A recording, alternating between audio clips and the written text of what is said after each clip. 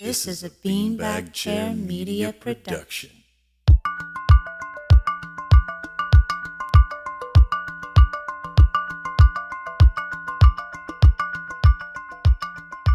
Hi guys, and welcome to Anime Noise. I'm Garrett. I'm a performing musician by trade, graduated with a bachelor's degree in music production, and have been binging anime for almost 2 decades.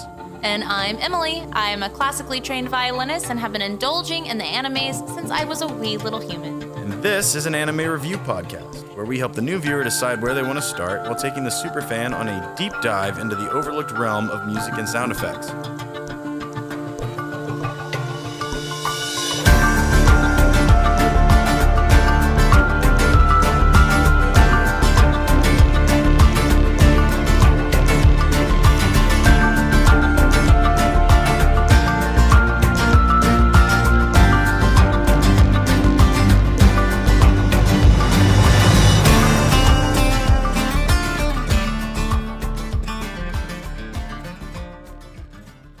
Hello. Hello. Hello. Hey. What's going on? What's up, dude? Hey, do you know where we're at right now? No. Shit. Let me just like give you a little reminder. You ready? Yeah, please. We are here to put out another episode of Anime Noise. Oh, what? Duh. Oh, wow. Yeah, totally got you there. I woke up in this void. I didn't know where I was. Are we John Now Oliver I know. now? No, he's in a white void. Oh, sorry. We're just in a regular. We're just in a regular void. We're in Gojo's void. Yeah. Quit it. You simp. You're Gojo simping right now. Oh. That's what we're here to talk about, guys. We're here to talk about Tokyo Ghoul. Yes, the first season, baby. Yeah. Quite frankly, the best season. Yeah, without a doubt. Yeah. Without a doubt. They done fucked up. But that's okay, because we're only here to talk about season 1. We'll talk about that later. That's right. Although the rest of the seasons, I feel like, is what inspired The Promised Neverland. Yeah, that shit's fucking awful. They went all Tokyo Ghoul on themselves. They went all Tokyo Ghoul. Good God. But thank God, not this season. This is the best one. Are you ready to get into the notes? Let's do it. Let's bring it to them. Because we got to talk about this OST, you guys. We got to talk about it. Yeah, this is an A+ OST. A+. Maybe like, even S class. This might be. Oh my God. This might be the best one we've done so far. Shit, it's so good. Okay, yeah, let's talk about the notes so we can get to that fucking shit. Yes. And also the OP, like this is the classic OP. This is iconic. This is an iconic anime, and it's the perfect time of the year for this. Guys, we're starting spooky season anime podcast shenanigans. That's right. All right, I'm gonna go right into it. It aired July of 2014 to September of 2014. 12 episodes at 25 minutes each. It adapts the first 66 chapters of the manga into the 12 episodes. We missed so much by not reading the manga. Yeah, we should actually get that. I have one chapter. I have the first chapter of the first volume. Manga. Volume. That's the word I was looking for. Volume. I think I know that, being an audio guy. Anyway, the genre for this wonderful, spectacular show, it is action, drama, horror, and supernatural, and it's so gory and delicious. It's awesome. It's perfect. Wow, Rize, calm down. That's right. Give you a little summary here.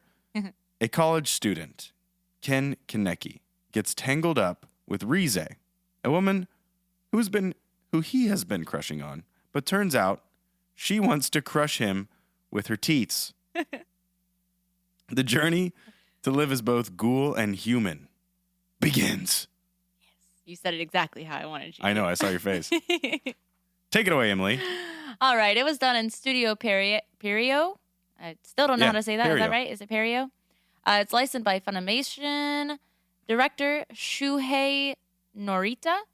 He's an anime filmmaker, screenwriter, and producer known for Possessions, which he actually was nominated for an Academy Award for Best Animated Short Film for that one. Whoa, cool. Yeah. And then also Gatchaman Crowds. I've never heard of that. Gatchaman. The sound director was Noboru Haraguchi, and you can find out more about him from our Soul Eater episode. Oh, yeah. Numero uno. Throw it back to number 1, baby. Yeah. That's right. Bringing it back around 1 year later. Sound effects, Akiko Muto. has worked on Bleach, Gintama, Ghost Stories, the Yu Yu Hakusho OAV, and Dorohedoro.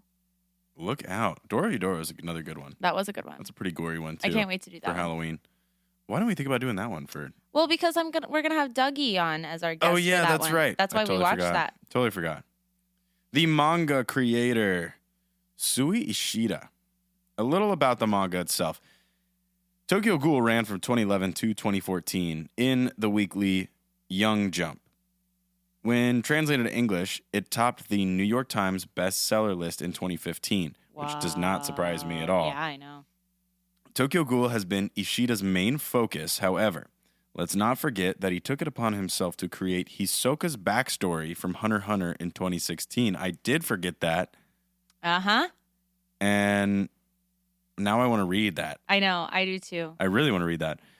He has another new manga being serialized in Tonari no Young Jump called Shojin X. Is that how you pronounce it? Shojin X? I think so. I think so. That started earlier this year. Yeah. I wonder what that one's about. Do you have any idea? I don't off the top of my head. I think it's another horror one as well. He's really good at that. Yeah. Which makes me really want to know Hisoka's backstory. Yeah. I know it's technically fan since fiction, but since he took it upon himself to write it, it's got to be pretty like intense. didn't the creator of Hunter x Hunter like give a shout out for the yeah. He's like that's it. That's it. There you go. Yep. I didn't have it, so you wrote it for me. Thank you. All right, guys, that is it for That's it for the credentials. The basic shit. The basics. Now let's get into the most definitely anime noise shit music. Jesus. Shit. I feel like I'm going to be channeling my inner Paul Rudd for this one. Yeah, I think so. She saw the scene from Wonderlust where he's yelling dick in the mirror. Don't do it. Don't do it. They can Google it. We can put it on our playlist if you really want to. I don't think that's necessary. That's not necessary. Way out there. Way out there. Just so everybody knows, a little fun fact about Emily: my top 2 favorite movies are Away We Go and Wanderlust. Yeah, so she's a fucking nerd. God damn it! Let's get into the music. Yay! Before we bore them to death. Oh. Yes. So the music, guys. This is like one of the most iconic OPs of anime. This is one of them. It is. I mean, everybody knows this fucking It's like song. Unravel and Bluebird. Yeah. And that's pretty much it. No, I'm just kidding. There's tons of them, but Unravel that's not. It's fucking up there. That one's up there. Yes, the OP number 1 by TK of Ling Tosite Sigure. I said that terribly. God, you did. It is so hard sometimes. Take it away, Emily. I want you to do this one. Oh, okay. So this was released in July of 2014 as TK's first solo single and on the album Fantastic Magic. It peaked at number 9 on the Oricon and number 6 on the Billboard Top 100. Fuck yeah, it did. Yeah. So good. It got 9th at the New Type Anime Awards for Best Theme, but of course it got beat out by Fate Stay Night Unlimited Blade Works. Old Aimer took the lead on that one. Oh, yeah. Yep. I disagree with that, I would disagree, but I think because Fate Stay Night was such a big series at that time, and they had just put out the first season, everybody was really into Fate Stay Night then because they redid Fate Stay Night. Oh, I see. Yeah. I see. All right, so fun fact, this is one that I think Garrett will enjoy. The mastering engineer was Ted Jensen, who also worked on Come Away With Me by Norah Jones, American Idiot by Green Day, and Hotel California by the Eagles. That is very cool. Yeah. That guy is pretty, he's kind of a titan. But mastering guys, that's a good teaching point here. Yeah. There's kind of 3 steps to creating music or audio of any kind, really. You have the recording process. Pretty straightforward. Put a microphone in front of your mouth and or whatever instrument you're playing, and you hit record, and that's essentially it. There's a lot music. There's music. Blah blah blah. And then you have the mixing engineer. Now, all this is incorporated into audio engineering, but the mixing engineer is going to take what the recording engineer recorded, make sure the volume's all correct, maybe add some effects like delay and reverb, saturation, things like that. And really like, it's the sous chef. Like tweak it essentially. Yeah. Get it to almost the final stage. You have your sous chef, and then you have the mastering engineer. Now, the mastering engineer is going to take what the mixing engineer did and just make it sound good on every platform. Make it loud or perceptively loud, essentially, and make it crystal clear. So it sounds good in your car, on the radio, through Spotify, or Tidal, which is a new music service that I've been getting into. By the way, both Aimer and Unravel are on Tidal. I don't know if you guys have ever heard of that, but it is like the highest quality audio music streaming service. Yeah, so Garrett creams his pants every time he puts on these new fucking headphones. I do. I got to change my pants every day, a couple times. It's so good. Yeah. All right, that's enough I'll say about that because they're not paying me to do that. And let's move on. A little bit about TK. His full name is Toru Kitajima. TK. He is still releasing albums with the main band, who you will know from Psycho-Pass and the Japanese dub of Spider-Man Far From Home. They did the theme for that. He has released 4 studio albums and will be releasing a compilation album on October 13th. Fun story about that, too. When we were looking for our Instagram post for Tuesday, we came across, we posted we posted 5, is that right? 5 different we posted remixes. 6, but one got removed. Right. The one that got removed was something that TK had come out with back in, what was it, May? April. And it was a redone version. We added it to our YouTube playlist for Tokyo Ghoul. It is so good. And it is so good. It sounds so good. He did a little bit of a little different riffs with the guitars. It's a slightly different arrangement with a way more polished vocals because TK he's evolved. Yeah, he's gotten way better. It is so good. Like I love the acoustic guitar that they added to it. It is just a little different, but it sounds so... It's rich. It sounds so modern. Yeah. It sounds way more modern. I don't know how he made it more modern than what Unravel already was, but they fucking nailed it. They did. That is in our YouTube playlist as well. Yes. Please go listen to that because I'm pretty sure that's why he released it, because he's going to release it as part of the compilation album that's coming out next week. Next week? Yeah. Yeah. 6 days. Yeah. From when we're recording this.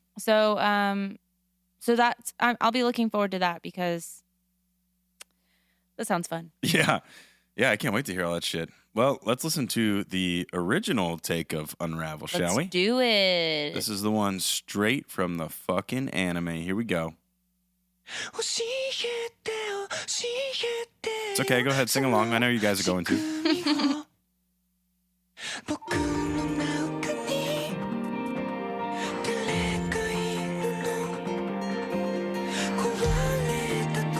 I love the different layers of like the guitars. And that bass.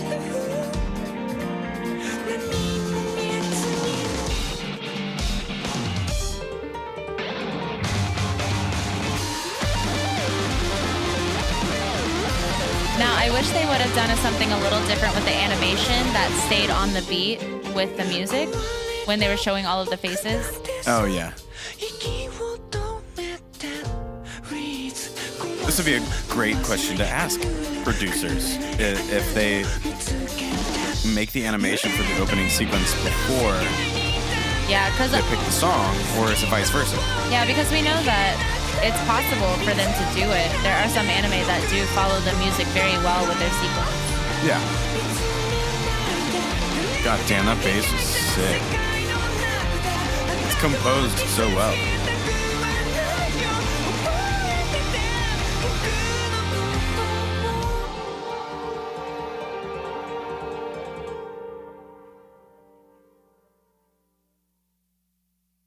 Amazing. There it is. There it is. You guys know it. You've heard it a million fucking times. A million times. I know Gabriel Colin's singing along to this right now. Oh my God, Gabriel Colin. This one goes out to you, my friend. Cheers. I even wrote your name in my notes because if you hadn't pressured us as much as you did, pressure and pressure and pressure, just constantly asking. I'm just kidding. You didn't. It wasn't that bad. But You were the original, like, hey, when are you going to do this? Hey, when are you going to do this? And God damn it, I can't thank you enough. Yeah. I mean, I'm sorry for keeping you waiting for so long. But we're not really that sorry because we had to time it correctly. And we did. It ended up being great. If we had done this when we wanted to, it would have been an awful episode because this was supposed to be our first episode. That's right. I'm glad we did Soul Eater first. Yeah, me too. And we're moving on to this now. Well, let's get into the lyrics, shall we? Let's do it. We already know that the music fits. Yeah, and the lyrics fit too. So the first line, tell me, oh tell me the way it works. Who is that inside of me? Here in this broken down world, you laugh without seeing a thing. I'm just so damaged, I hold my breath. Not even the truth can unravel me. Freeze. Breakable, unbreakable, shakeable, unshakable. When I found you, it shook me. In this shook up, twisted world, I am gradually growing transparent and vanishing. Don't look for me. I don't wish to hurt you in a world of someone else's imaging. Remember who I am, my full, vivid self. So obviously. Yeah, obviously know what this is about. Yeah. This is like written out, his feelings in every form and fashion. And it's written so well. It is. It's written incredibly well. There's not like a whole lot of poetry. I mean, the poetry's enough there, but it's also straight out of the fucking anime. Yeah. It's great. It sets up the whole thing. And I fucking love it. This is A++++. I could say plus forever. Yeah. Plus ultra. A plus ultra. And then something that like really hits home is I've completely changed. I couldn't change back. The two entwine, the couple perishes. Breakable, unbreakable, shakeable, unshakable. I won't defile you. Interesting. Yeah. I wonder what that is about. I mean, probably like any other human. He didn't want to eat humans because he thought he was just human. That's true. Yeah. He became a ghoul in a very interesting way. And I don't know if we should spoil it or not. Are we allowed to? I guess it's our own platform. We can literally do whatever we want, and we can just put in the description spoilers. Spoiler warning. Yeah, there's probably going to be spoilers in this. Actually, there is one big one because we're going to play a scene from the last episode. Not that unless you speak Japanese, you won't be able to really. That's true. That is true. Well, I think it wholeheartedly, undoubtedly fits. 100% A+. Fuck yeah. A++. A+ ultra. Wrong anime. Sweet. All right, Garrett, tell us about the OST. Let's do it. I'm ready. Well, the OST is definitely as iconic as, at least it should be as iconic as Unravel. I don't think anybody listens to as much classical / film score music as we do, but the OST was released March 2015 on the Sony label. We are only covering disc 1 for this episode since season 1 and 2 are covered over both discs respectively. Disc 1 has 26 tracks and a runtime of 1 minute. That's how good it is. They only needed 1 minute. 1 hour and 17 minutes. The composer, Yutaka Yamada, you guys know him from our Great Pretender episode. And my God, what a difference. Drastically different. Drastically fucking different. And that's it. Did you know that he also did the live action version of Tokyo Revengers? No, I had no idea. You had no idea? Yeah, I found that on Tidal the other day too. Oh my God. I was looking for this OST though, because I want to hear it in like super ultra 360 audio. Yeah, of course. Fucking cream in my ears. And Jesus. You should get that fixed. No, it was awesome. It felt amazing. Fill me up, senpai, you know? But Oof. audio version. Oof. Oh my God. Okay. Are you ready to go over our notes? Yeah. I feel like we're going to have to be very selective because I have a lot of stars. I have so many stars. I didn't know where to fucking stop. I didn't know what's in. I had a couple that I was like, yeah, I definitely don't need to star this. Before we get into stars, overall notes for the OST. I'm just gonna take this one. It was fucking incredible. I wrote that by number 2. Track number 2. I was like, this is fucking incredible. The sound design is perfect. I'm in awe. It has this like Transformers spaceship kind of sound design mixed in with all the orchestration and EDM. The OST tells the story of fear and tragedy and basically hunger and everything in between. Yeah. You get all of the emotions from this, from Tokyo Ghoul in this OST and then some. It's like, makes me question things. The sound design really, it tells a story. It's a journey for the listener with cinematography in mind. Like, they thought about how well it was going to fit with all the action and drama and trauma of the show. It's so fucking good. I have so many notes. I have so many notes. Amazing instrumentation. Not just the sound design. The instrumentation was fucking amazing. I wrote versatility. I wrote versatility a few times. I did this too. was by track number 6 and number 7. Amazingly versatile. Everything is so tastefully done. Experimental sometimes, but tasteful. It never goes overboard. It was beautiful, intelligent mix of contrasting timbres, holy fucking horns. I wrote that in all caps. They just make noise sometimes, and it was really cool. It was they used the horns as sound design. Yeah, they would like blare at you, but not overwhelmingly so. This is like a music theory plus songwriting brain explosion-gasm. Good gracious. Yeah, that's how much I love this. Okay. It's a brain explosion-gasm. It is simplicity. Like, they took simplicity and they just layered it and layered it and layered it and layered it and layered it. And they took solid, simple ingredients and layered them into this complex, ornate masterpiece. There was only one song on this entire thing that I was like, meh. And I will talk about that once we get to it. I feel like this was the inspiration for the Transformers sound design. But I don't remember when it came out. Before 2014. Yeah, it definitely did. It was like 2008, wasn't it? Yeah. Either way, Transformers should take some goddamn notes from Tokyo Ghoul, because holy shit, it's so good. It was so cool. And then I wrote versatility again, and this was probably by 19 or 20. What a range. It is just an unbelievably vast musical vocabulary. I forgot that he had done Great Pretender, which, well, that just makes a lot of sense. Yeah. It makes a whole lot of sense. Was that all your overall notes? Pretty much, yeah. Okay. It was just me, like, hyping up this fucking OST the whole time. Heard. Go ahead. Well, so my first page is only track 1 and 2. I had a little over half a page for track 1, and I told you. the rest of the well, granted, the first track is 7 minutes long. We cannot play that, but we will definitely talk about it. I might want to play it. That's 7 minutes, baby. Yeah, whatever. No. It's like 7 minutes in heaven. So we can like get in trouble for playing 7 minutes worth of this OST. What? We won't get in trouble. Well, anyways, with that in mind, I said, holy shit, what a way to start the OST with track 1. Like, what the fuck? Yeah, it was mind-blowing. What the fuck? I had 1 and 2 fully starred. My next note was... I had 1 and 2 fully starred. Yeah. Hell yeah. The combination of vocals, sound effects, and orchestral instrumentation is by far the most excellent side we have seen so far. This was insanely well thought out. It was very intelligent. The vocals stood alone by themselves, never overwhelmed. Sound effects, overwhelmed in the best possible way. The orchestral parts were done with such emotion and grit and fluidity that it was seamless.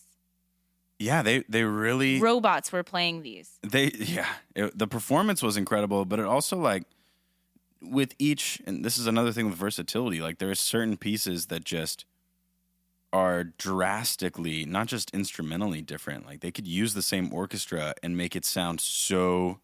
The emotion is just completely changed. Mm-hmm. The mood is completely changed with the same instruments. Mind-blowing. My next one was the amount of texture in this OST is phenomenally. There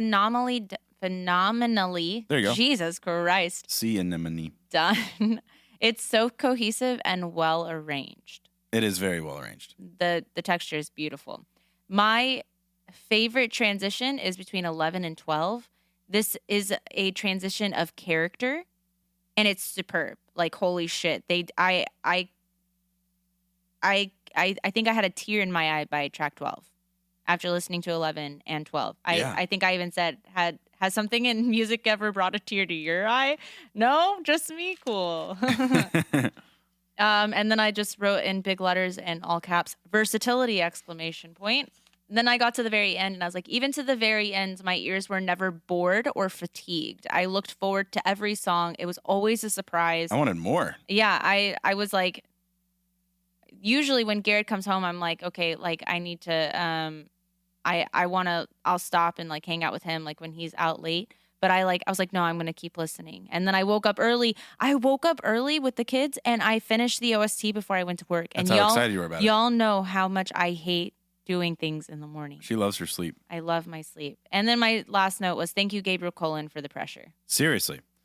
This OST is so unbelievably good. Like, I needed to know the mixing engineer, everybody that worked on it, like if they did certain pieces, what they did and whose ideas they were. I would love to speak with somebody, interview somebody about this, because there are some super creative things that are done, some mixing tricks that it's a masterpiece. It's, for lack of a better word, I can't describe everything to you because it is just done so well. It's amazing. Yeah, no, it was.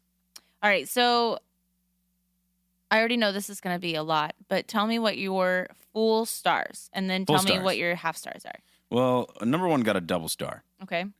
Number 2 got a star. I had to be careful. I was trying to be careful. Number 9 got a star. Okay. Let's see. I had a bunch of half stars. Most of them are half starred. Number 21 got a star. I think that might have been my last one. Oh, I starred way more than you did. I held it back. I was really comparing them to each other, and I was like, okay, if I had to pick my absolute favorite, is this one actually better than this one to me? Like, is there more things that I could that intrigued me from each piece? So, yeah, no, I think it was that 5. I only got 5 of them. Okay, But I had lots of half stars. Oh, what were your half stars?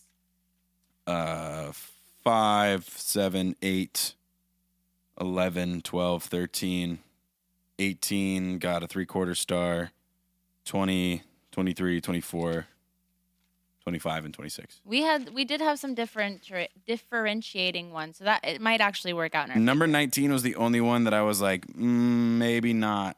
I didn't have very many notes for that. I don't think I had. This is maybe the first time that I didn't have. Oh, nope. I had a note for every single song, and y'all know that sometimes I will not write notes. Hey, you skipped some. Yeah. A cheater. Not cheating, just not enough. Not enough. You're a cheater. Okay. Whatever. I'm a cheater. So what? I had number 1 and 2 full starred. I had number 8 circled a lot. That violin was awesome. Oh, yeah, that was cool. And then I had 11. I'm pretty sure 11 was my favorite. That one was a great one. I said maybe my fave. That was the one that made me write all the notes on top of my page. Yeah. For this page. So I had 11, 12, and 13 full starred. I had 14 half starred, 15 half starred, 20 full starred, 22 full starred, 25 and 26 half starred. Well, God damn it. I know.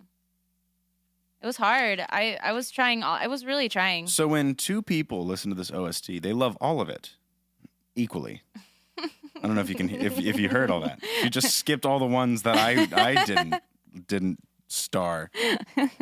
Okay, so we both had 1 and 2 starred together. Well, let's definitely play 2. Let's definitely play 11. Yes, 11, please. Yes. Okay, let's do 2, 11, 15, and 20. And I already forgot that we're going to play one of the scenes from the actual show. Yes. To kind of wrap it all up for you guys and just give the context. Just grab Tokyo Ghoul by the balls and just fucking... We're making a lot of sexual references in this episode. Because it's so good. Fuck. Sex equals good. It's an eargasm. That's what it is. Like foodgasms, eargasms. We got foodgasms last month, eargasms this month. It's a good 2 months. It's just a gasmic month. Gasmic. Gasmic.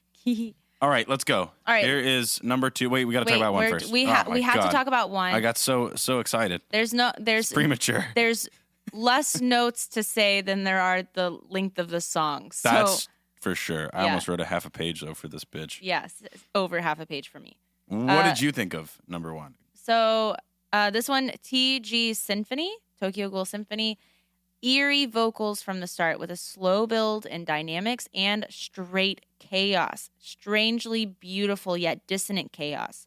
This piece shifts and introduces new parts very abruptly. These horns are amazing and so necessary. That deep, dark horn that blares but still sits behind everything, so good.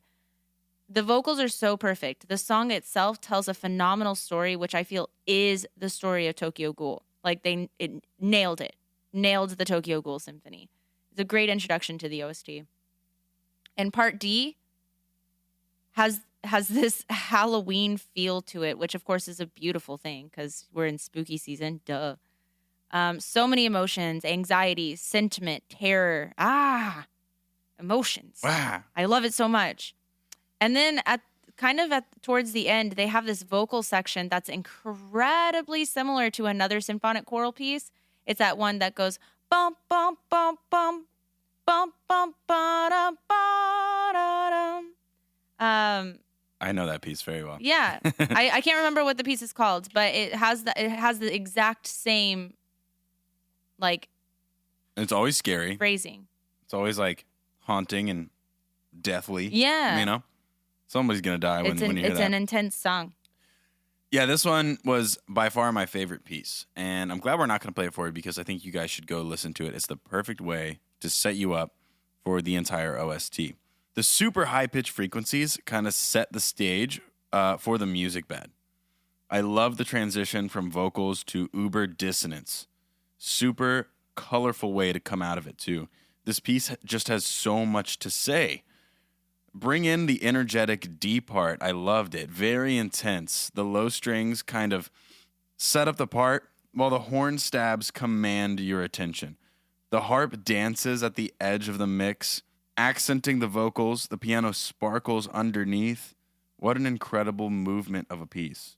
Almost all of Tokyo Ghoul wrapped up into one piece. Mm-hmm.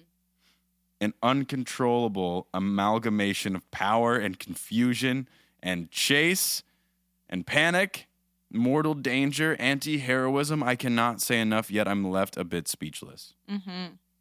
Yeah, that was a really good piece. 7 minutes and 6 seconds of pure goodness. Yeah, incredible. And I love the way that they formatted this OST because the first track is like a setup for the entire story / OST. The last song is called The Second Chapter, which is a great way to end the OST for the first season. Yeah. So, and that was also a beautiful piece, another one that I starred. Yeah. Let's play something for him, huh? Okay, let's play number 2. Let's go right into number 2. The first chapter. Das erste Kapital. Yeah, it's fucking this. So yeah, now we and have then they German did to pronounce. track listings in German. Almost all the track listings are in German. And they just want to throw a curveball at us for pronunciation. Yeah. We are even worse at German than we are at Japanese. And that should put that into perspective for you. Especially German. Here we go. Number 2.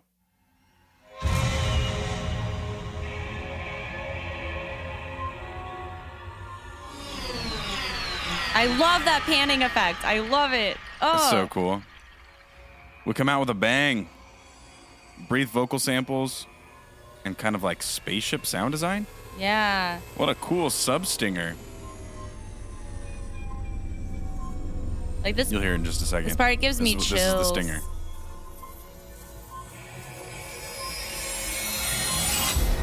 Yeah. What a build. Gives me chills. Probably the most haunting piece I've ever heard from an OST. This piece right here. And it blends the sound effects in such a way that melds so well together. I love how they slowly bring up this harmony. Everything just washes over you.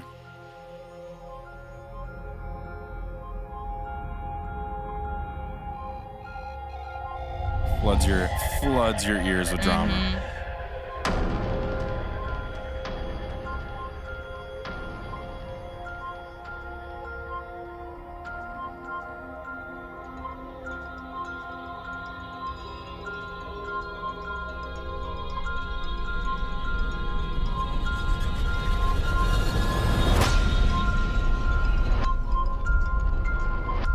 I said the rhythm itself, not to mention the dissonance that you hear, is by far the most noticeable thing about this piece.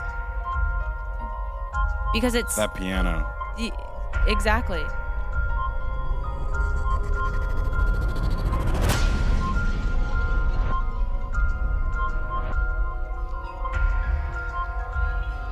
There's so much going on with this piece. So much anxiety. Anxiety and chaos. Yeah. It sounds like almost a distorted heartbeat. Yeah. The rhythm does. Yeah, and then they bring in this like heavy percussion, and then it's just, like a slow and brooding build.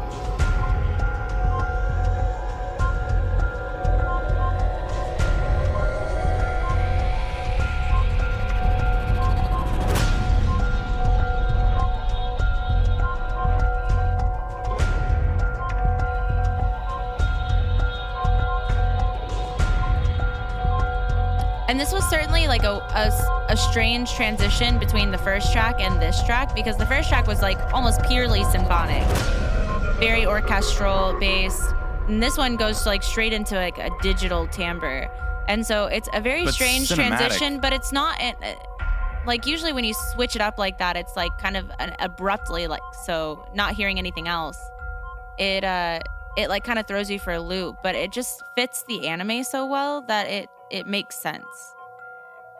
Yeah, I love the digital timbres that they use are purely cinematic. Yeah. So good. They have a couple of like synthesizer, like lead sounds, and they hide some other stuff in the music bed, but everything else is pretty much cinematography. They incorporated all of that into the OST, and I was blown away. I was blown away by all that. I didn't expect it to be that. I didn't know what to expect, even after watching the show. Like, I heard it, but sometimes you can't always tell what is sound effects from the show and what's part of the actual OST. And when you incorporate all of the cinematography or the cinematography-inspired sound design into the OST, it really stands out and stands up on its own. Yeah, I fucking love that piece. Let's move on to number 11. Well, do you want to talk about some of the other stars? Yeah, I guess we can. We can talk about number 5 was my other one. Okay. I really liked the setting that they chose for the high frequency. It kind of they do a good job capturing the entire spectrum of the frequency range. And it's really cool. The high-pitched sound design kind of gives the setting for the emotion to come through, at least in that piece. And it's the fear and confusion of a severe trauma. It almost sounds like the subconscious is processing all of it. And you're kind of put into a different dimension, whatever subconscious dimension is, They made it creative for themselves and how they viewed it. And they use the high-end frequency spectrum to capture that, to really set the mood of a void, of a subconscious void. It was cool. It's very, very cool. Very well done. Yeah, that song did not have a whole lot of elements in it. There was a ton of dissonance. It was very rich. It didn't have a lot of elements at play, but what they included is so full, and the balance between the sound effects and that low piano, they did that very well. Yeah, they do a great job in this entire OST combining contrasting sounds. Yes. One in particular is the one you started, number 8. Oh, yeah. And Centipede. Just a hard left turn for the mood change into that violin solo. Oh, that violin was fire. Now, I had number 7 full starred, and I said, who knew that glitchy samples would and could be arranged in such a tasteful way? Not only that, but they had these really cool jazz drums that were played with brushes on that track, and that was a really interesting touch. Which comes into play with my next statement, which was this piece has a strange laid back feel to it. It's those jazz drums with the brushes. With the brushes, because it wasn't overpowering everything and its percussion, which usually is very loud and boisterous. But playing it with that technique, it just created a whole different feel for the track. Yeah. The guitar is the coolest sounding guitar ever. I loved the sound of that guitar. I loved it. And then the one that I starred I circled it quite a few times. Track 8, Centipede. The reverb on the guitar is incredible, and holy shit, the violin is fire. It comes in blazing. This violin is insane. What an emotional composition for the violin. It's a ton of texture, and I love it so much. Yeah, when the violin comes in, it's a very strange change of pace that I loved. It really caught me off guard. And the guitar is cool at the beginning. I mean, it sticks through even with all the rich synthesizers underneath, and that's kind of guitars and certain synthesizers sit in the same spot of the frequency range. So separating them from the mix and keeping it from sounding muddy is a bit of a task, or at least it can be with certain instruments. Those two in particular were just mixed so well. They kept all of that in mind as they were making this and picking timbres to mix together. It was cool. I'm still blown away. The mixing that they did on number 8, phenomenal job. Now, I started number 9, but I'm ready to play some shit. Okay. I love this and OST so much. Then you know that I'm ready to talk about 11, because 11 and 12 were some of my favorite tracks. When Garrett came home last night after I was on track 15, and I was like, yo, the transition between 11 and 12 was beautiful. So track 11 is called Eye Patch. Obviously, this is about Augenbind. Yes. Obviously, this is about Ken Kaneki. And then the track 12 is called Gray. And you can just hear the transition, that it is cohesive with each other. It was so good. The simplicity of number 11, how well it was done. It's very Hans Zimmer. Actually, I heard a lot of Hans Zimmer in quite a few of these songs. Number 11 in particular was very Hansy, and going from 11 to 12, it has a different emotion kind of blossoms out of the darkness in 12.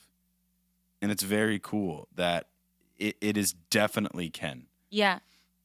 And that he's coping with the fact that he's becoming a ghoul and doesn't know how to handle it, and just it tells the story of Ken. There is a separate emotion in the darkness, and he's starting to figure out I'm gonna have to. There's one line that the old it. man tells him after Ken goes, "I am neither a human nor am I a full ghoul. So I don't belong in this world. There's no place for me." And the old man is like, "No, you're both ghoul and both human. You belong to both. To both worlds." Exactly. He's like, you're the only person that belongs to both.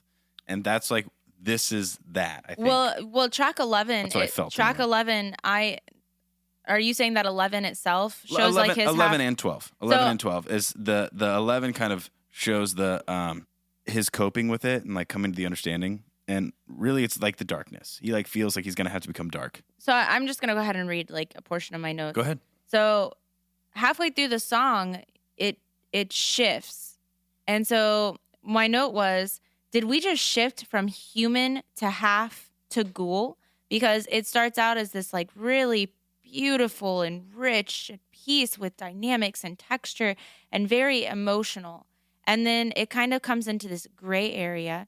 And then you hit a darkness. You can hear the transition. I feel like that's his hunger. Yeah. And so it's so fitting for the character, because you transition into gray, which I feel like is him just being okay, I'm in the gray area. I have to be in both worlds.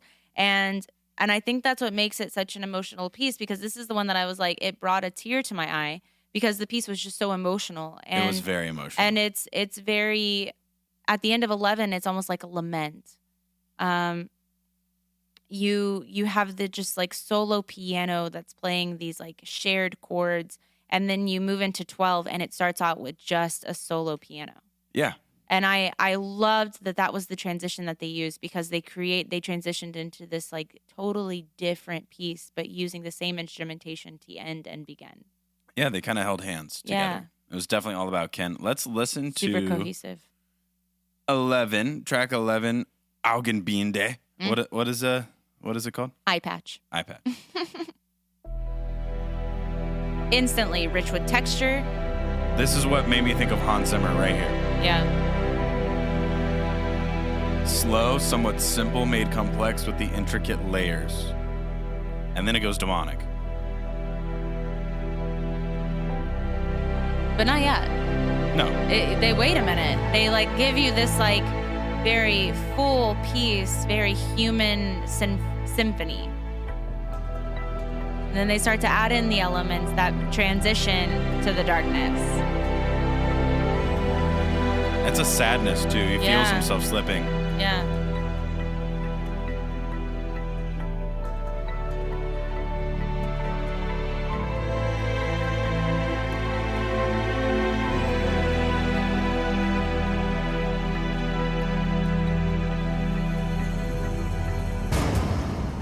Instant switch. It's that hunger. It's Rize inside of him. Yeah. Like, bitch, you about to snap. You need to snap. She's like, let me out. Let me out, Ken.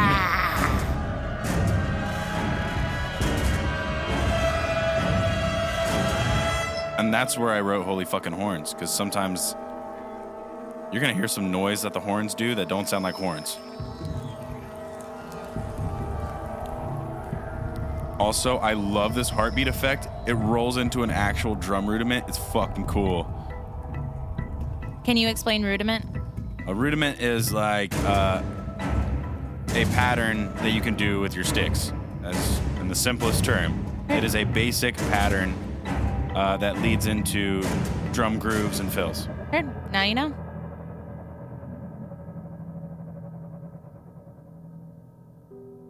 And now we are at the lament. The C part. Oh. Again, very simple phrasing. He's sad that he has to like choose this, because if it were up to him, he would just die believing that he's human. He's sad that he has this thirst. Yeah.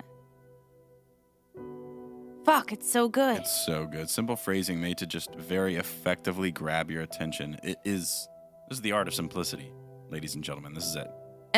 And when I say shared chords, like the left hand is playing the same note and using that as a building block for the next chord.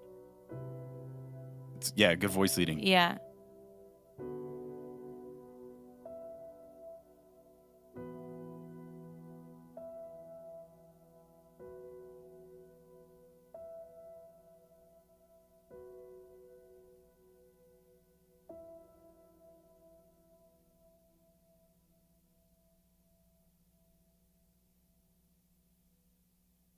And there's Eye Patch. There it is. There it is. Holy shit. My favorite. It is, yeah, that is really, really, really fucking good. Because that wasn't just like a track you hadn't heard. That was versatility throughout the track. And he does that throughout the entire OST with every song. Like every song has at least like 2 or 3 parts. It's crazy. Yeah, it's very, very good audio storytelling. Yeah. Or musical storytelling. Yeah. So the next one we're going to play is number 15. I don't think either of us started, actually. Number 15? Yeah. I had it start. You did start. I didn't full start it, but I have started. I didn't even start at all. Yeah, I had But what I did write was something that kind of blew my mind. Some of the chord progressions and the phrasing, all of this was very, very good music theory. It is, and this is where it becomes the theory. Where it gets a little experimental, and the gray area, that fun zone of music theory that you can kind of do whatever you want. 15 did that. There was a lot of cool things in here. So let's play that one really quick. It's not a super long song, only about 2 minutes. It is called Nakal. What is the English translation? Hold on. I'm sorry, that was the wrong one. It's Mond. Mond. Yeah, I was about to say, I was like, did I not number my stuff correctly? I just read the wrong one. Okay. Mond. Mond, which means moon. Moon. This one's moon. Okay. My first note is, oh, a Kyrie? That's what I was like, an enhanced acapella. Kyrie, what is this? What? And they have this really cool thing that builds out from it. Mm-hmm. That. These very, very glassy pads. And they transition into almost, a cool vocal pad. Yeah, and it almost sounds like feedback. Like the way that it hits at that high frequency. Yeah, it rings pretty hard. Yeah. And this is a very cool vocal pad. But that.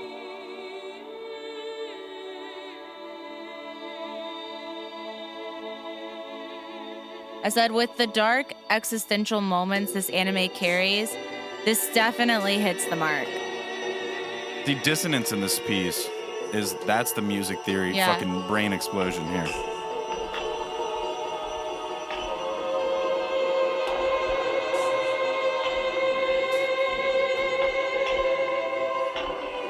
Yeah, what an awesome variation of a Kyrie.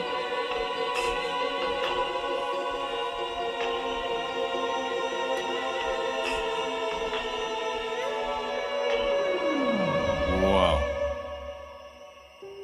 I'm trying not to talk too much so I don't talk over the cool parts.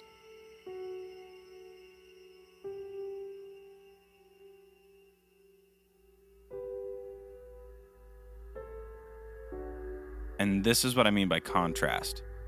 You have this super intimate piano and these really like spooky, haunting, spacey, like out in like Dead Space sort of stingers. Sound design on the top. Yeah, the distortion and dissonance in the song adds such a dark element to it. And the pads that consume your ears with the piano taking over for the vocals, because basically the piano just took over the Kyrie. And it's gorgeous. It is absolutely gorgeous. I love that piece. Like I said, I didn't really star it because it didn't stand out like some of the rest of them did to me, but the music theory and the thought process behind it was very cool. Worth noting. Definitely worth noting. Now, the last one that we're going to play for you before we hop into the scene from the show is an out there piece. Mm-hmm. It is very out there. It's right after the piece that I didn't like. And I want to talk about that one. Number 19, Kanenkin? Nope. Number 20 is Tons. No, I know number 20 is Tons. I want to talk about the one I did. Okay. Number 19, what is the English translation for that? Rabbit. Okay.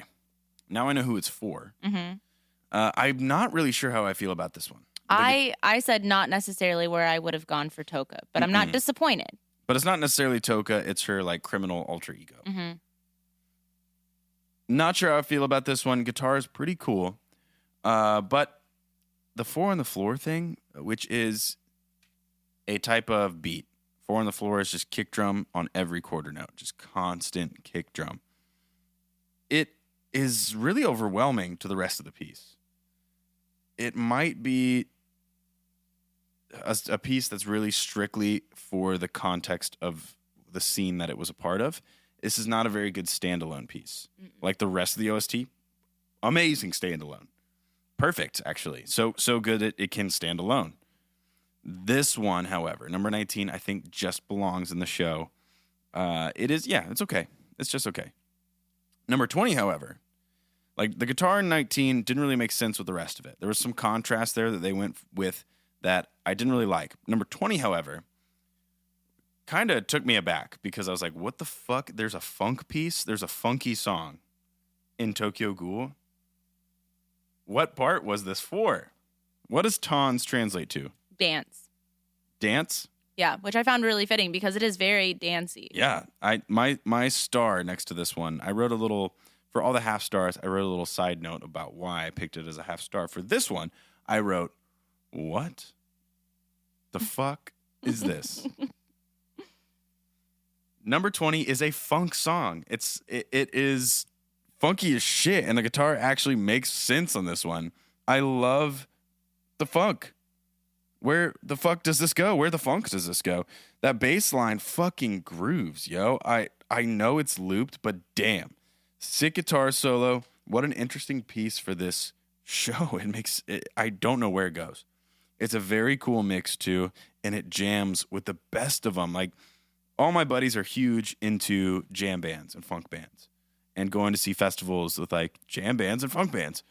And this piece jams with the best of them for sure. Like, I would love to go see this at a festival. Yeah. This one in particular.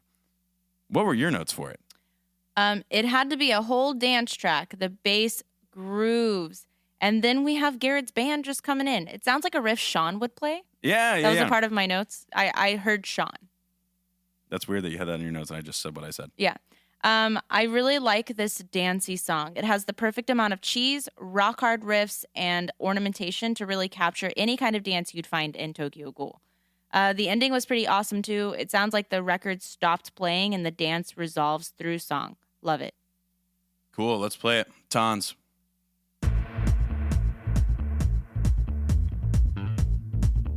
Listen to that bass. I know. The fuck? That's some attitude, baby.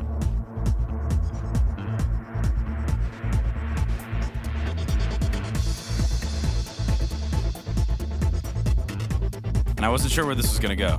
I wasn't sure I was going to like it. I didn't think so either. That's why I was like, it's some cheese, a little bit of like cool okay, guitar riffs. It's cool. And then it does this. Yeah. What?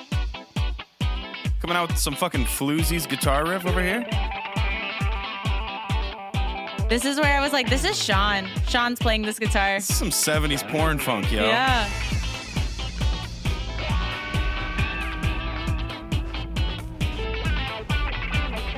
That's totally a Sean guitar riff. Yeah. And I can even see Sean's facial expressions. I hope one day Sean listens to this episode. He gonna get a big head. Sean is Garrett's guitar player. He's our for lead his guitar band. player. Yeah. By the way.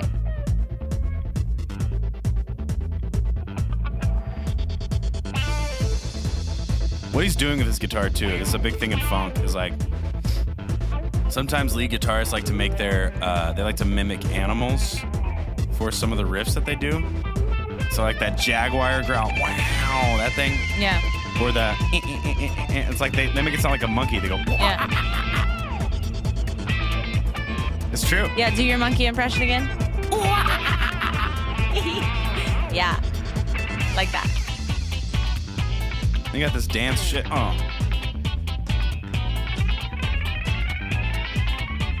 Get fucking Tomo Fujita on this. Yeah.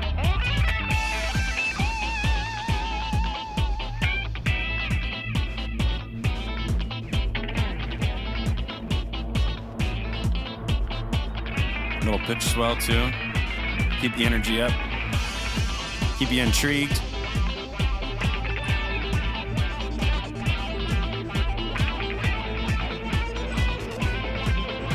What a build. And it makes you want more because they don't drop it for you. They just... Yeah, it's like I felt like the record just stopped playing and it just kind of goes. slowly just like went away. Yeah. Except for that guitar giving you the weird, like, other noises. The personification. Yeah. Yeah. Personify is not the right word, though. No. I don't know what I'm trying to say. It's mimicking nature.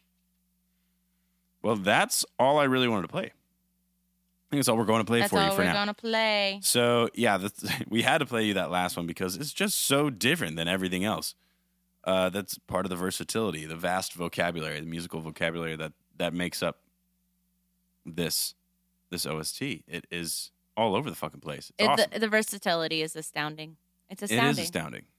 So, well, I guess let's just jump right into it. We're going to play you a scene once I find it, because Hulu just restarted for me, we're going to play you a scene from the show. It is the last episode of Tokyo Ghoul. It is a scene where he's being tortured, and it is the Ken Kaneki transformation. It's when he changes, but it's what happens inside his head. And the piano piece that's playing while Rize is talking to him and convincing him, like, you don't have to be this way. This doesn't have to be your life. You can use me. You can be me. And he essentially is like, no, I'm going to be myself, but come on, let's play. Let's fucking go. Let's so play. he listens to her essentially without going full Ghoul. So we're gonna play you that scene because the piano piece is wonderful. 何を今さら分かりきったこと。あなたはそうやって自分を責めて責め続けて責め続けるだけで何も変わらない。変わろうとしない。全部あなたのせい。 You hear this そんなの piano? 当然じゃない。 How it creeps in? How it's so こう dissonant? なったのは誰のせい？ Rize is in his subconscious, 事故？ telling 運 him なんて存在しない。 that if you don't change, it's all your fault. This doesn't have to be this way, but if you don't try to change, it's all your fault. その状況を作っているのは誰？誰なの？あなたよ。この世のすべての不利益は当人の能力不足。その通りじゃない？そもそもの始まりもあなたが世間知らずでバカだから。あなたはバカで私に騙され医者にいじられ化け物にされた。全部あなたの Is せい。 that guitar that they're just using their It's a left hand? 傷つける人より傷つけられる人に。だからこんな目に遭うの。 most of this, I think, is just piano. あなたが強くてヤモリを殺せたらあの二人は助かったわよ。 And maybe a couple of weird scrapes on like a 男 cello or を a 選んで violin. いれば女は助かったか I も。 think it's just piano. あの時だってあなたが強ければ。涼子さん。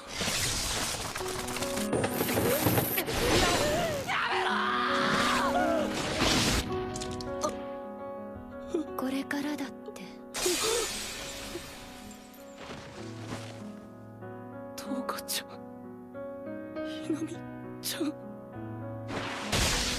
大切な人も。ひね。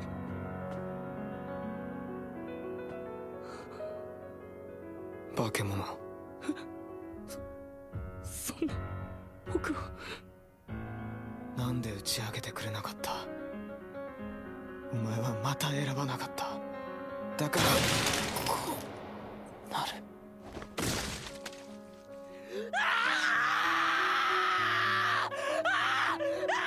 What an emotional これがあなたの選 piano. んだ生き方。あなたの選んだ With 未 the 来。 dissonance still thrown in there. Can't not have it. It's having a conversation. 傷つけるより傷つけられる方を選ぶんでしょ。優しくて素敵。でもどちらも選んでいるようでどちらも見捨てている。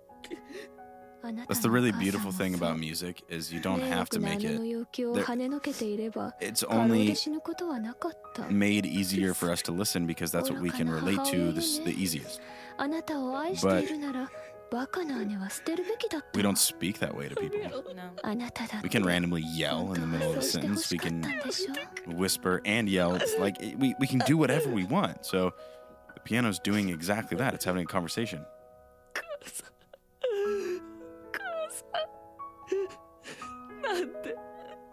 なんで僕を一人にしたんだ。寂しかった。 Okay. 一人は嫌だ。 All right, we're going to stop it short there. Even though it's still so beautiful. Fuck. I don't want to stop it. But we can't play the whole episode, you know what I mean? Yeah, that is...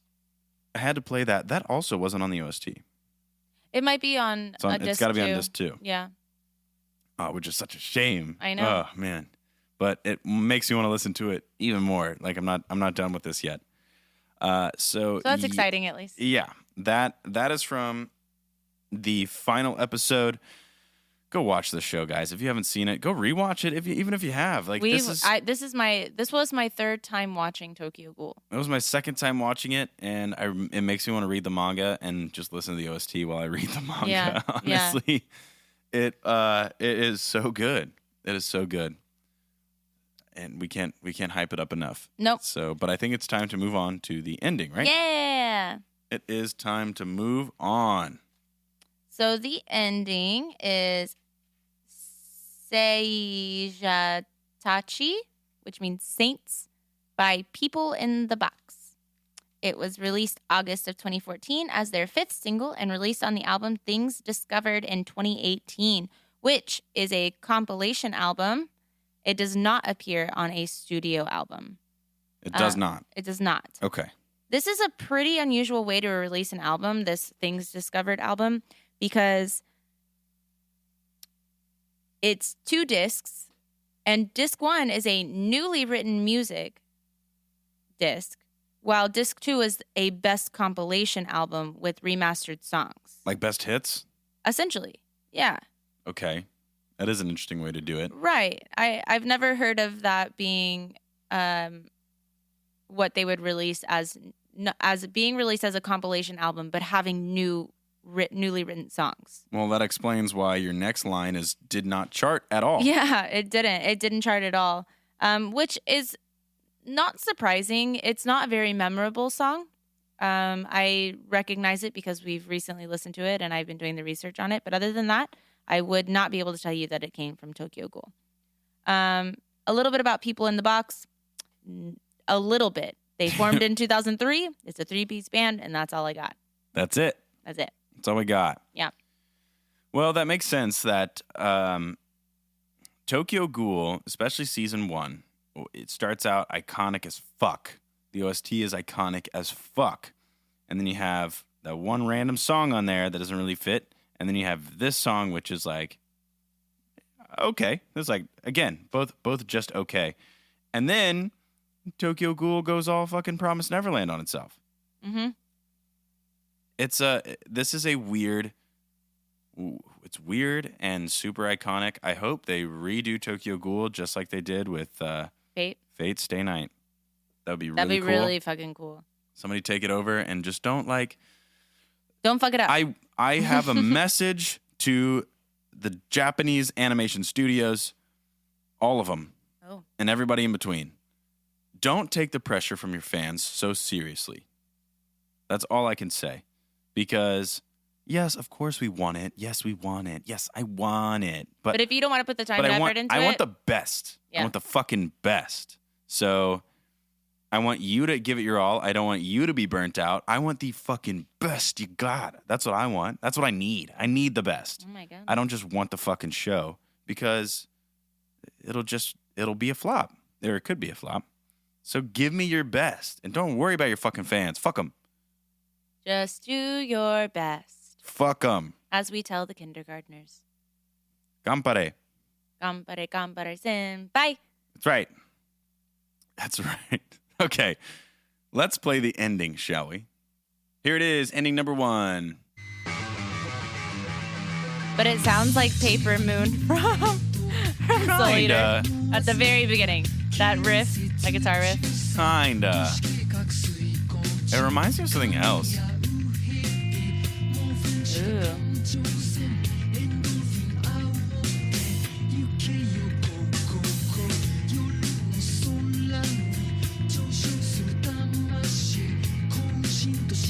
Like not Tool, but kind of in the same ballpark. Yeah. Like same time. I like the guitar in this.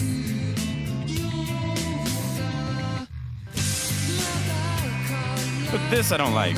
It got real poppy real fast. It lost the essence that I enjoyed in the first Yeah, it had verse. this like edge to it. Yeah. Its edge is gone.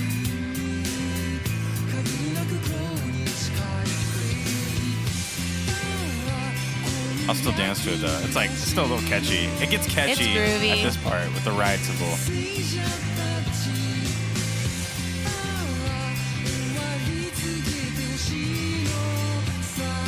That bass part, though, is pretty melodic. Yeah, that's cool.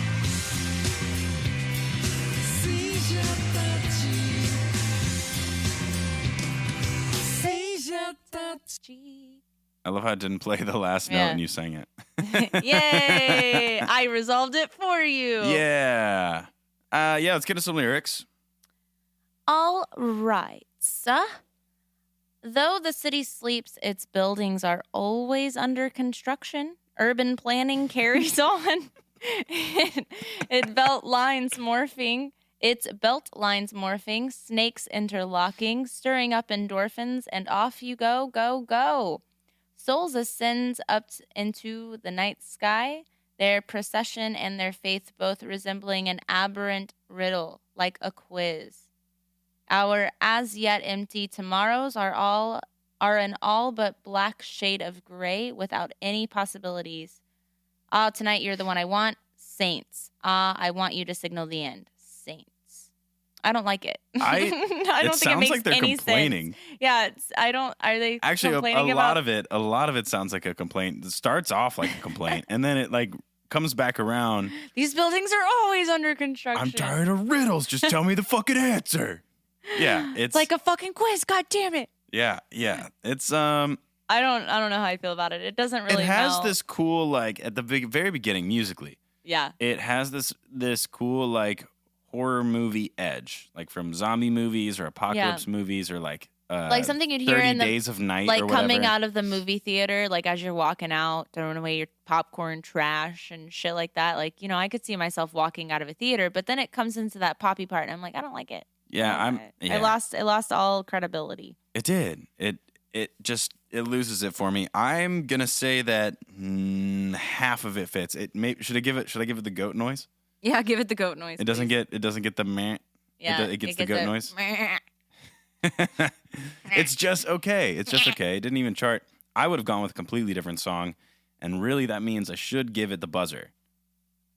I guess, but it has aspects about it that I could see fitting.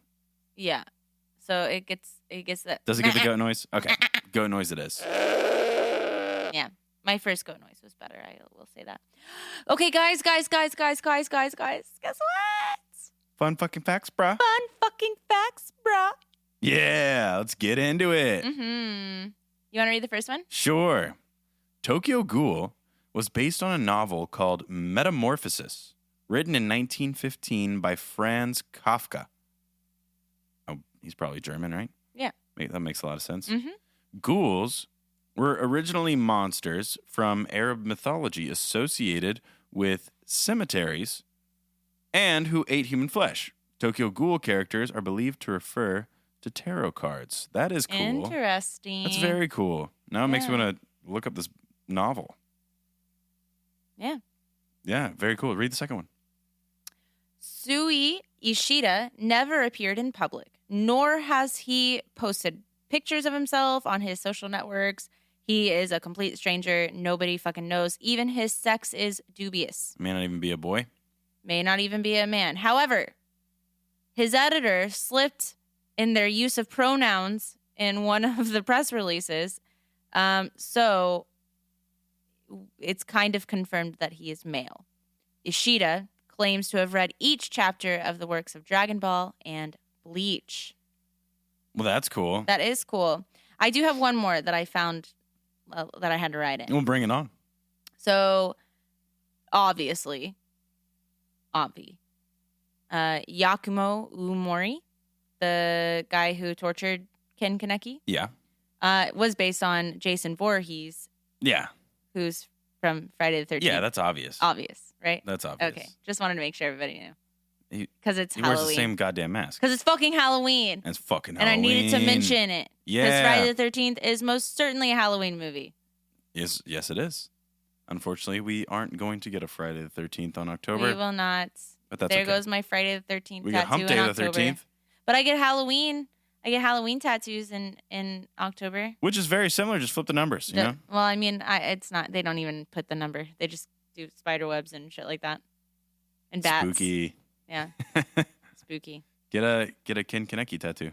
If that is one of the ones that is $20. Just get the mask. tattooed on your body. That'd Ooh, be that'd sweet. be cool, actually, yeah. All right, guys, that's it. We've done it. We did it. We've done it. That is the episode. That is Tokyo Ghoul. We'd like to thank Gabriel Colin, of course. For the third time. We'll give you a shout out on our Instagram page as well. All right, Emily, why don't you just bring us on out with your fucking outro, you know? God damn. All right. Puts my dick in you. Stop it. We're not Paul Rudding on this. I'll rut on you. Don't rut on me. Don't rut on anyone. Just All rut on right. out of here. Okay, all right. My sweet people of the world. Whether you are taking us with you for the ride as I gently cradle my microphone in my hands. It sounds different when you do that. You shouldn't do that. I know. I wanted to. Fine. Whether you're taking us with you for the ride or you are snuggled up in your own BBC, we are absolutely thrilled to share our love of music and the animes and the effects of sound with you. God, you're fucking weird. Guys, all right, if you could do just a couple things for us. Don't listen to Instagram Emily. page. Instagram page. You did your outro. We're moving on. Go to our Instagram. Don't Google Paul Rudd Wanderlust. Actually, you should. It's really You fun. should definitely do that. Go to our Instagram. Send us a message. We actually just got a random message from somebody the other day. It was awesome. They sent us hello. And it was great. It was great. The conversation hasn't moved forward from there because I sent, hey, what's up? And then I haven't heard anything back. But they did send it at 2:10 in the morning. But we do respond. So I did wait. Yeah, we did respond. We will respond to your messages too, or comments, or whatever it is. So send us a fucking message on Instagram. Except please don't ask for the sauce if the sauce is blatantly in front of you. I swear to God. So I feel like some of you are trolling us, but we'll give you the sauce. I mean, if you ask for it. And I'll just blatantly tell you, go look in the title page. Emily kind of starts. She's getting annoyed, so she's starting to call people idiots, essentially, with more words. I mean, I'm not afraid to call people idiots. I'm just like, it's this. I don't care. You ask a dumb question, I'll answer it. I'll answer it with the right answer. But whatever. Anyway, go to our Instagram page, reach out, shoot us a message. We get to meet awesome people like you guys and Gabriel Colin and Tweak from Beneath the Tangles. Yeah. Yeah. We'll give him a shout out too. Tag. We'll put all your shits in our Charles. all your social media links in our show notes. Also, click the YouTube playlist to listen along with everything that we played today and the rest of the OST and a couple of remixes or different versions of the iconic opening sequence, Unravel. We also added the new version from TK that came out in April. That's also on there. And if you guys are feeling generous and would like to support the show, you can go to our Etsy shop. You can get a bunch of really, really cool anime merch. You can also get Kurama. Yeah. If any of you guys are keeping up with Boruto, God damn it. God damn it. That one really hits the fucking heartstrings. Emily and I both cried. I can't. Naruto, you get so attached to those fucking characters and then they just go away right away. I don't think we spoiled anything for you, but if you're smart, you would figure it out. I hope everybody knew it was coming. So just go watch Boruto, yeah, and get a cutesy little Kurama sticker And an art print. or a print, really a print, Yeah. Frame it. or a button. Put it on an ofrenda. Yeah, yes, exactly. And if you're feeling just extra generous and want to support the show without needing any anime merch, there's a donate link down in the show notes as well for Buy Me a Coffee. I still need to switch that over to the other one. But there's also our link tree down there. So go to our YouTube channel, subscribe, follow our playlists so you can keep up with everything. We have a playlist for every episode we've done so Literally far. every episode. So there's plenty of music to listen to. I can't believe I've listened to this much music. People always ask me, like, hey, can you recommend something? I'm like, I don't know. I mean, I can, but I don't know if you're going to like it. Do you like Japanese anime film scores?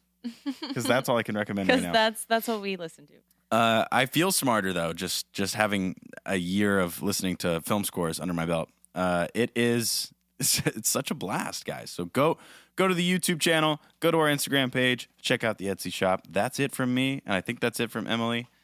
Never. It's never it from Emily. God damn it. Well, it's it for today, okay? Till next time. We will see you next week on another episode of The Anime Noise. Bye. Bye, you beautiful bitches. Yeah. This has been a Beanbag Chair Media production.